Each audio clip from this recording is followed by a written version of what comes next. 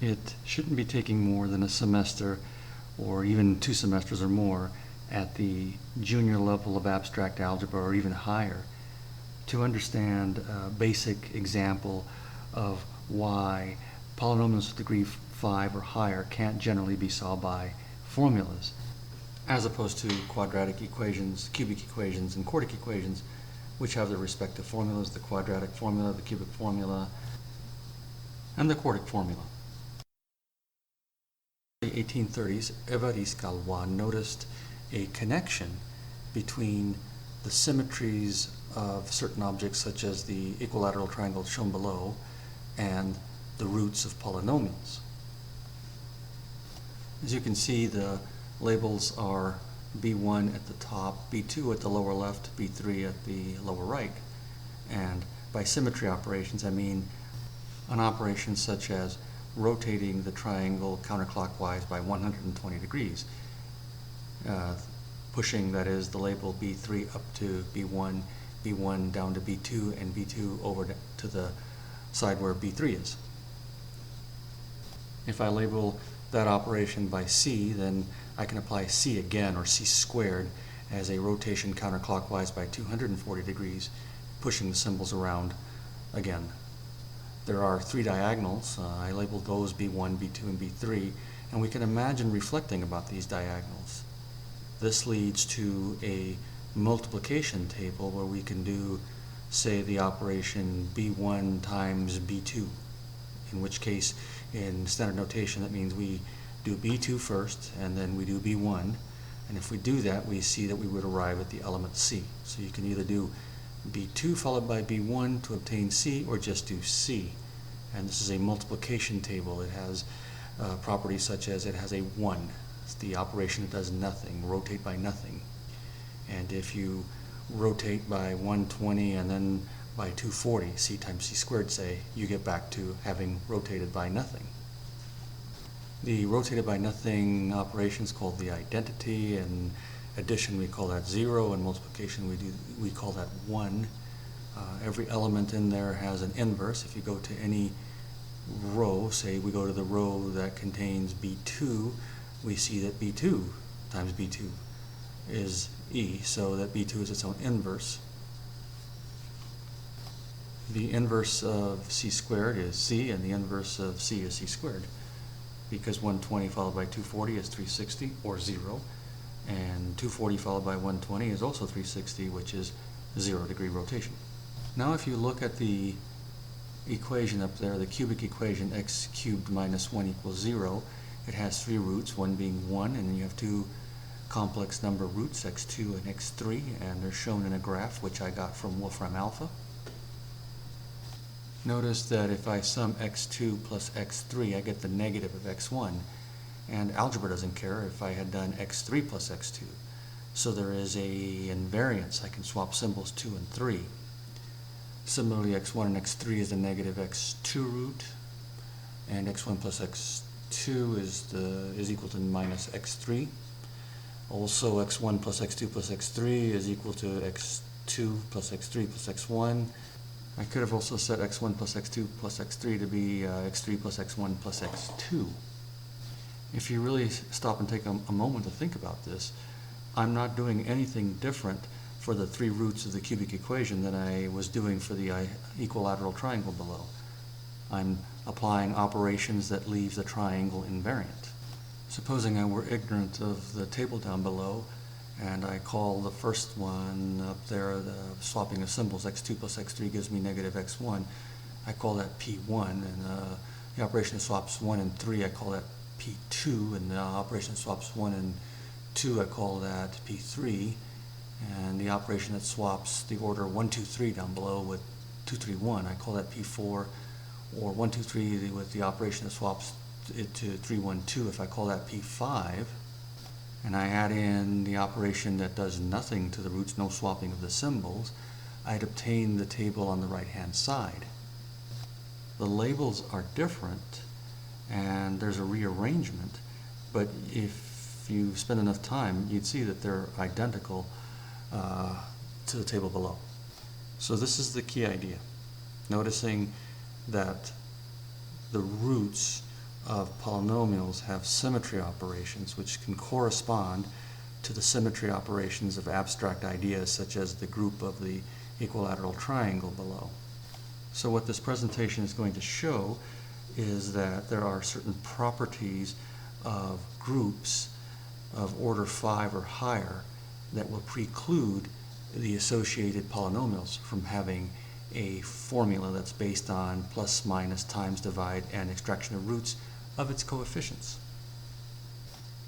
As a quick summary, here on the second frame, I highlight the group of the equilateral triangle for historical reasons. Some people call it D3 and some people call it D6. And I highlight there in bullet form all of the properties that it takes to become a group. It's a set of elements with an identity that's closed, where every element has a unique inverse. And in the shaded area is a subgroup of the group D3 or D6.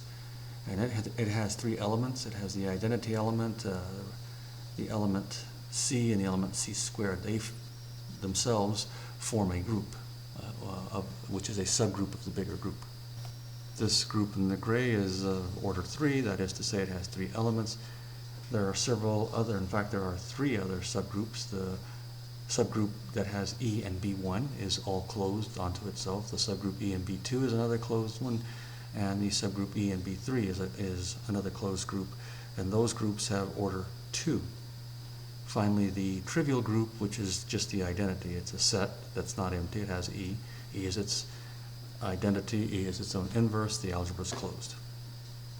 Understanding the subgroup structure of a group is going to be critical for understanding why polynomials of degree 5 or higher do not have, in general, formula solutions. Now, before you get too far into the video, it's intended that you pause it as necessary and that you review it as many times as necessary. All the steps are included. I'm going to continue to build examples that you would have picked up in high school algebra, and in parallel to that I'm going to build the minimal algebraic machinery you're going to need, which is 2 theorems. Let me say this about the theorems. They're pretty detailed in their proof. If you can try to understand what they're saying and press on to the examples, you can always loop back to the theorems. In this third frame, you're going to see that I arbitrarily picked 4 roots to some quartic polynomial. In fact, I picked square root of 2 plus square root of 3, and then I started changing the signs that can precede the radicals. The next one, x2, has a negative preceding square root of 3, then it's preceding the square root of 2 in the third root, and it's negative for both radicals in the fourth root. And let me show you that if I take the plus or minus square root of 2 plus or minus square root of 3 and square it, I'm going to get 5 plus or minus 2 square root of 6. Let x squared be that and square it again, and I obtain a quartic polynomial. X to the 4th minus 10x squared plus 1 is equal to 0. You explicitly see how we obtain this polynomial from its roots. Generalizing this idea, say if I'm given 4 roots, I can always find the polynomial that corresponds to it. And with the equation p of x is equal to some number, times the product of a bunch of linear factors, x minus the first root, x minus second root, x minus third root, x minus fourth root, that is. If I were to work out the algebra, what I would really see is that if I do that multiplication above, say for n terms, not just necessarily for 4 terms, I'm going to get x to the nth minus sigma 1 x to the n minus 1 plus sigma 2x to the n minus 2, all the way to my constant term, which is negative 1 raised to the nth power times sigma n, where sigma sub 1 is the sum of all the roots, sigma sub 2 is the sum of all possible products of the roots, and with ordering, and sigma sub r, somewhere in the intermediate stage, is the sum of all products with r terms, and finally sigma sub n is the product of all the roots. The first thing I would do is plug and chug and see if indeed it works for my example. If it doesn't work there, then I have problems. And so I take the four roots that I had from the previous frame and I add them up and I get 0 for sigma 1. I form the sum of pairs of products, ordered products, and I get negative 10 for sigma sub 2. For sigma sub 3 I get 0, and for sigma sub 4 I get 1. In other words, I get x to the fourth minus 0x cubed minus 0x squared plus 10x plus 1. Formulas have reproduced the quartic polynomial that I chose. Notice again that there appear to be symmetry properties that normal people wouldn't go looking for. That the product x1, x2 equals the product x3, x4. I can swap the symbol 1 with symbol 3, the symbol 2 with symbol 4, and I still get negative 1. And similarly with x1, x3 times each other is equal to x2 times x4 is equal to 1. The sum x1 plus x4 is equal to the sum x2 plus x3 is equal to 0. There is a notation and a way to generalize these observations, which I proceed to do. We're going to be studying something called permutations and groups of permutations. To keep things notationally simple, let's relabel the roots x1 through x4 by the first four integers, 1, 2, 3, 4. Let's define E as the permutation that does not do any swapping of the roots. In that yellow blob up there, it has 1, 2, 3, 4 on top, and the way I would read it is that 1 goes to 1 below, 2 above goes to 2 below, 3 above goes to 3 below, 4 above goes to 4 below. Okay, I just noticed that I also call E P1, so apologies for that, but E is P1. Now I'm going to define the permutation P sub 2 with the second yellow blob, with the 1, 2, 3, 4 on top, and the mappings below. So 1 goes to 2 below, 2 above goes to 1 below, 3 above goes to 4 below, and 4 above goes to 3 below. This captures that observation that x1 times x2 is the same as x3 times x4, both being equal to negative 1. The permutation P3 captures the fact that x1 times x3 is the same thing as x2 times x4 is 1. And there it is in permutation notation, 1, 2, 3, 4 above. 1 above to 3 below, 2 above to 4 below, 3 above to 1 below, and 4 above to 2 below. Finally, P4 encodes the other invariance, the one that has a sum, x1 plus x4 is the same thing as x2 plus x3. So 1 can go to 4, 2 can go to 3, 3 can go to 2, and 4 can go to 1. And if we start performing products of pairs of these permutations, we get that table below. It itself is a group. You can check to see if it has all the group properties. Its size or order is 4. It's usually denoted by V. It has 3 subgroups of order 2, the subgroups being 1, 2, 1, 3, 1, 4. It has the trivial subgroup E, or P1, or the set containing 1, and it's a size 1. And you'll notice when you have subgroups that the size of the subgroup divides the size of the group. Everything can be expressed through a diagram with the group V on top and arrows going down to its subgroups of size 2 and those going to the ultimate trivial subgroup 1. Here's a definition that's very important. A group is called solvable if it has a composition series or a tower in which each factor, in this case 1, 2 or 1, 3 or 1, 4, and then down to 1, is a cyclic group of prime order, ending in the identity. So in this case, V meets the definition, V is solvable, and by cyclic group I mean a group that goes all the way around and back to itself. Back at the equilateral triangle, if we rotate it by 120 degrees, and then again by 120 degrees, we go to 240, and then again by, which is C2. So C rotate by 120 degrees gave us C2, and if we apply C again, we get 360 degrees, and we've come back full circle. That's a cyclic group. Every element of that group of rotations by 120 degrees, 240 degrees, or 0 degrees can be obtained by repeated multiplication. So, that's something to contemplate as you pause this video and make notes. Some notation is needed below. So that funky Q symbol is the symbol that represents the rational numbers, P divided by Q. Q cannot be 0, and P and Q being integers. It's associated with it are the usual addition and multiplication of fractions. And of course you cannot divide by 0. The field of rational numbers is a set that is contained in the field of real numbers, and the real numbers contains things like square root of 2 and pi, which cannot be expressed as fractions. And the field of real numbers itself is a field that is contained in the complex numbers. So to clear this up a little bit, here's a trivial polynomial. X minus 1/2 is 0, its solution is 1/2, and that happens to be in the rational numbers. But now consider this polynomial that has x squared minus 2 times x squared minus 3. And the roots are plus or minus square root of 2 and plus or minus square root of 3. Those numbers are not rational numbers. We can, however, extend or grow the field of rational numbers to a new field, a field extension, that would have those numbers. And for instance, we can say Q with parentheses square root of 2 inside is equal to the set A plus B, those being rational numbers, with B times the square root of 2. Say 1 plus the square root of 2. That's an element of this field extension. We would proceed with this field extension methodology, adding square root of 3.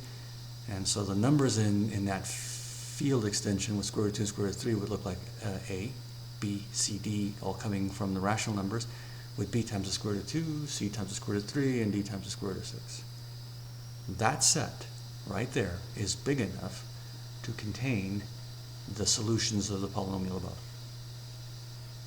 Again, continuing with the group idea, let's have in the table below square root of 2, square root of 3 mapped to themselves, S1, or mapped to minus the square root of 2, square root of 3, that would be S2, or mapped according to S3, or mapped according to S4, where we have square root of 2 mapped to its negative and the square root of 3 mapped to its negative. If you start forming products of these, you will notice that they form a group. Now in this next frame, I want you to notice that with the field extension Q at the bottom right, we can extend it by square root of 2, or by square root of 3, by square root of 6, and we move our way up to square root of 2 times square root of 3. It has a parallel structure to the group V, which goes from the group V to its subgroups 1, 2, 1, 3, 1, 4, and up to the trivial subgroup, the identity. We are within 2 frames of showing you why problems are going to happen with trying to find formulas for quintic polynomials or above. And the figure on the right hand side is extending the field of rational numbers so that it's big enough to have solutions to a quartic polynomial, the one above previously presented, and it happens to be identical to the structure of the group V with its subgroups. The diagram on the left-hand side doesn't know anything about polynomials. It's just a symbol swapping algebraic structure, which may correspond to some geometric figure like the triangle, or simply to some abstract table that satisfies the definition of a group, and it has no geometric picture associated with it. Let's add the final round of necessary algebraic verbiage. The object in bullet 1 there, Q with square root of 2, square root of 3, that field extension is specifically called the splitting field of that polynomial, x squared minus 2 times x squared minus 3 equals 0. It's called the splitting field because it splits up the polynomial into a product of 4 linear factors. X plus the square root of 2, x minus the square root of 2, x plus the square root of 3, x minus the square root of 3. For groups in which you can do the ordering in either I, J, or Ji, you call that commutative, where we've known this property since we've learned to multiply. 5 times 4 is the same as 4 times 5. Not everything is commutative. The vector cross product is anti-commutative, that is A cross B is equal to the minus of B cross A. The group of automorphisms, the group of swappings, if you will, of the roots, that is called the Galois group. And it has this notation that looks like a fraction. of the field extension over the rational numbers. And finally, at the last paragraph, we all know that the square root of 2 is an irrational number. It's not expressible as a fraction, as such as being a solution to a polynomial, x squared minus 2. It's called an algebraic number. The number pi, on the other hand, isn't irrational. It's transcendental. It can't be expressed as a finite collection of numbers. You need an infinite series to define pi. And then we have the mod notation there. We're familiar with it. If we use AM, PM, we know that when we go from 11 AM, say, plus 2 hours, we're not at 13 AM, we're at 1 PM. Here in this case, 6 is congruent to 1 mod 5, means that if you move the 1 over, 6 minus 1, that result is divisible by 5. Now we obtain a word-based preview of why quintics or polynomials of degree higher than 5 can't generally be solved by a formula.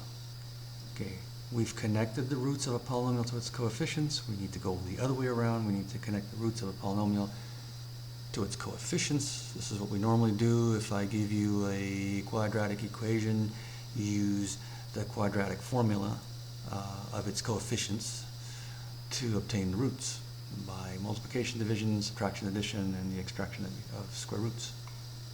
First things we'll need to show is that if we have relationships like x1, x2 is equal to x3, x4 is equal to -1, and that's a relationship among the roots, then there will also be relationships tying the coefficients together. And conversely, when the coefficients aren't correlated to each other, we'll show that if the roots have no algebraic relationships, there's nothing like x1, x2 equals x3, x4 is equal to -1, then the coefficients themselves will have no algebraic relationships. And then in that case, the Galois group of that polynomial will be isomorphic, or the same as the group of permutations on n symbols. Literally, that is the group of swapping symbols with, say you have n symbols. So if we have the set A, B, C, D, E there, there's 120 ways to swap symbols, or 1, 2, 3, 4, there's 120 ways to swap those symbols. And if you start forming products of that, you will see that that is indeed a group, and it's called a permutation group. And if it's of size 5 or greater, it's not solvable. That goes back to that definition, that have solvable being a property of a group having cyclic subgroups that go all the way down to the identity. So then I'm going to pick a specific example, x to the 5th. It's a quintic, minus 6x plus 3 equals 0. And I'm going to show that its Galois group is the same as S5, and hence that's not solvable. There is no way to connect the coefficients, that the 1 there for x to the 5th, 0 for x to the 4th, 0 for x cubed, 0 for x squared, minus 6 for x, plus 3 for the constant. There's no way to combine those coefficients by addition, subtraction, multiplication, division, extraction of square roots, extraction of cube roots, to obtain the roots. Whatever the roots are of that quintic, some of them are not expressible as functions of the coefficients. So the theorem right here, this is the first of two theorems that are necessary, connects roots of polynomials to their coefficients and shows exactly when the group of polynomials, when the group of the polynomial is isomorphic to Sn. I think it's 3 frames for the full proof of it, full step-by-step. You should check it fully at some point. For now, if this is your first time, then read over it and understand it, so that you can press on to the examples that will prepare you to come back and understand the theorem. Suppose the coefficients from C0 through C to the n minus 1 are algebraically independent. There's nothing connecting them over some field, say the rational numbers. The group of the equation, x to the nth power plus x to the n minus 1 with coefficients c sub n minus 1 all the way to the constant term c0 is 0, is then the symmetric group Sn. Okay, so if the coefficients aren't algebraically related in any which way, then neither are the roots. Okay, I think you can read the first 3 steps that will outline the proof, and I think those are what correspond to the next 2 or 3 pictures. You know, first we show, and I'll let you read bullet 1. Second, we show that, and finally, if there's no step 3, if there's no relation among the roots, then the group has to be the permutation group Sn. Okay, I'm just going to show you this is the first page of the proof. It's all inclusive. Here's the second page of the proof, and I think that's the end of the proof down there. So you need to check it step by step. Finally, we get to the second proof, and again, same thing applies. Understand it eventually, but please see example first. This is just going back to the group Sn, which doesn't care about the existence of polynomials, which is a symbol swapping group. If the order of Sn is 5 or greater, then it is not solvable. Go back and review the definition of what a solvable group is. And the proof is right here. And I suggest you struggle with this proof, because this is going to show you why, if you have a group Sn with n greater than or equal to 5, and you start trying to build a tower down to the identity, you can't get to all the way through. Okay, so here's the first quintic polynomial out there that is easy to show, that can't be solved by some quintic formula. X to the 5th minus 6x plus 3 equals 0. If you go back to some honors algebra at the high school level, something called Eisenstein's criterion, you can see that for the reason cited there, prime number 3 divides the coefficient C0 but not C1, C0 on C1 but not C2, nor does 3 squared divide C0. Then we know that it's irreducible over the rational numbers. You can look this up as a definition. Again, this is stuff that you would see in an advanced algebra class in high school. Using first semester calculus, we're going to use a first and second derivative test to continue learning about the roots of this polynomial. Finding where the first derivative is 0 gives us those results highlighted in yellow. And using the second derivative test, we continue to learn about the graph or structure of this polynomial. Again, using the intermediate theorem of calculus, or just plain graphing, combining everything that's on this page, we see that this polynomial has 3 real roots. So that means that there's 2 complex roots out there. And with a little bit more work in the next slide, page 2 here, by taking the intersection of the field, of the splitting field with the real numbers, making x minus complex root 1, x minus complex root 2 into x squared plus ax plus b, we can see that the complex roots that must be roots of this equation are complex conjugates of each other, and they form a cyclic group of order 2 under conjugation. If you take the conjugate of C2, you get C1. If you take the conjugate of C1, you get C2. So that's a 2 cycle.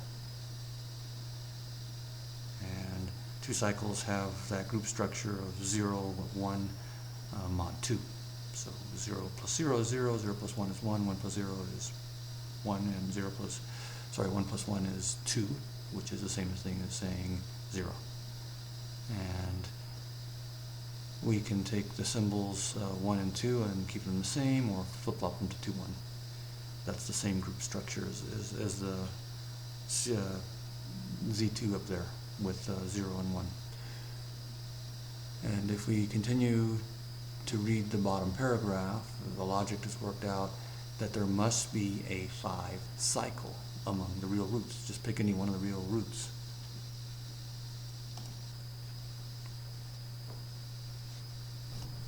So what this next frame shows on this page 3 is that if you have a 2 cycle, an element that's a 2 cycle in a group, and an element that's a 5 cycle in the group, that you can basically generate every element of the group S5. I'll let you read through the details there. And if this proof is visually unsatisfying at first, I mean, keep going through it, but also press on to the next slide. And let's think about this language. Let's think about what the quadratic equation means in this verbiage. Quadratic equation there is a x squared plus bx plus c is equal to 0. We know there's a number delta squared is equal to b squared minus 4ac, where a, b, and c are rational numbers. In the example there, x squared minus 2 is 0. The field extension would be q with the square root of 2 being all numbers a plus b times square root of 2, with ab being rational. That's this field extension. The Galois group is Z2, the one from the previous slide with zeros and ones, under addition mod 2, with the normal subgroup, or the subgroup down there being the identity. And then the quotient or factor group, Z2 over Z1, is divided by 1, you get back to Z2. And since the order of Z2 has two elements, there is some number alpha, so that alpha squared is rational. In other words, the square root of 2, when you square it, you have a rational number. For the cubic polynomial, the Galois group is S3. It has the following structure.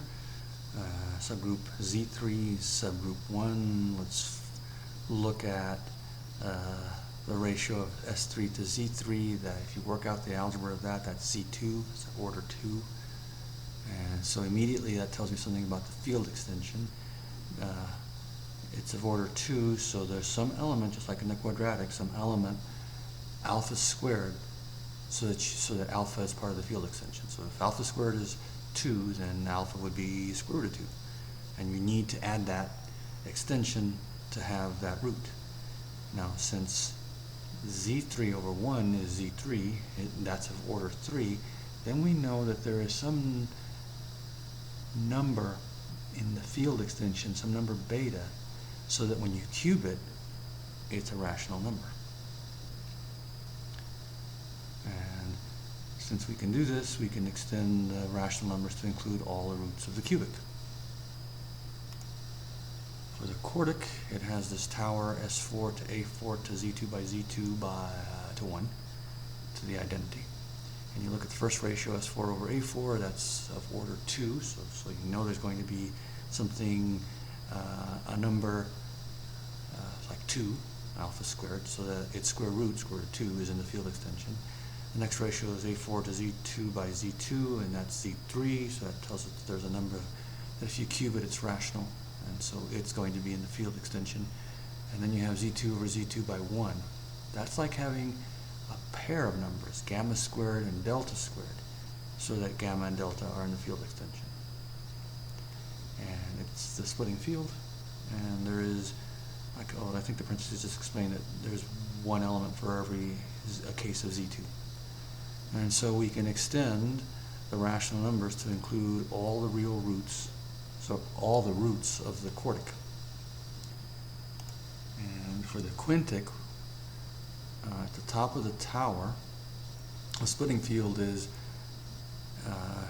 some number alpha, beta, delta, gamma, and omega, extending the rational numbers, so that it contains all the solutions to a quintic polynomial, the general quintic polynomial. The problem is explained there that if we have complex roots and they're connected to each other as a two-cycle by complex conjugation, which happens. I showed you that example. And one of the roots is a cycle of order 5, and we immediately know that its group is isomorphic or the same as the group S5, and we can't get to the intermediate field extensions by radical extension. This is really based on understanding the second theorem. So references to this are that textbook right there by Gall, and I strongly suggest you watch, I think it's the first 9 hours of lectures of this junior level abstract algebra course by Matthew Salamone at Bridgewater State University. He has a great YouTube.